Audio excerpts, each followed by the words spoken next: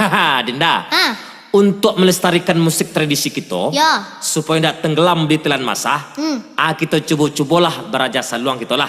Ah, tu sia nama dendang. Ambo nama dendang, Dinda nama ambil saluang. Ah, jadilah. Kau nyokwa. Lambut!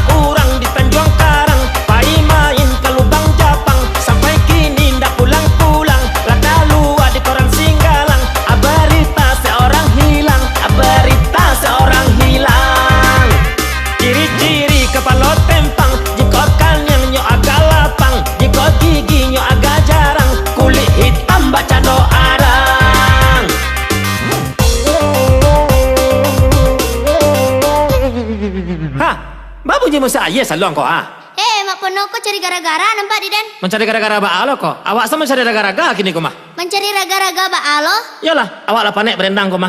Mak Pono kau betele-tele nampak di den. Betele-tele baalo. Lai tahu deh Mak Pono. Ciri-ciri nan Mak Pono sabuan tadi. Itu bukan ciri-ciri orang nan hilang.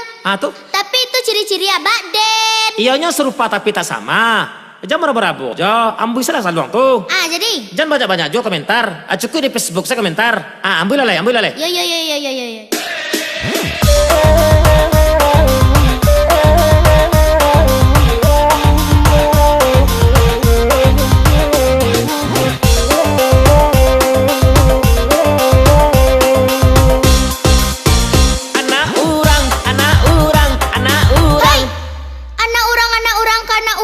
Tadi mah, baa sebenarnya kok. Ya ini lagu tentang anak orang. Tentu anak orang saya sabui. Anak Mak Pono sekali-kali disabui baanya. Ya ada ndak punya anak doh. Tuh anak nan balimo tuh anak sia. Itu anak bini den tuh. Ayo main ingke barangnya Mak Pono kau nampak di den. Tuh lagu anak awak lai. Iyo, kini Mak Pono nama ambui salong deh. Adi. Biar ada nama dendang. Nama dendang ngalo bagal itik saroden. Jadilah.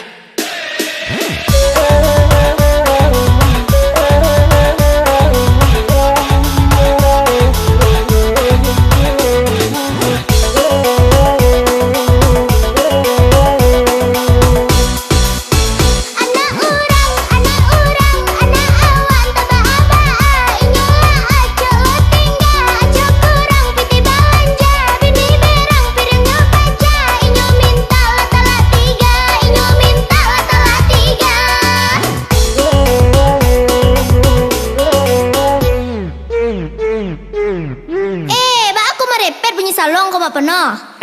Ala jala dia tak pandai mambil salong. Akau suruh jual. Ala modeko jadi. Kau modeko Mak Pono mambil salong. Luntur nama dan sebagai ratu dendang kau mah. Ancak dan pai lai.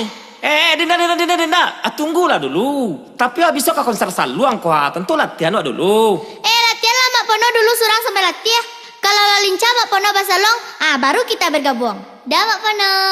Hei, ya tapasore no song jo salong ko siya malam nampak aku mah.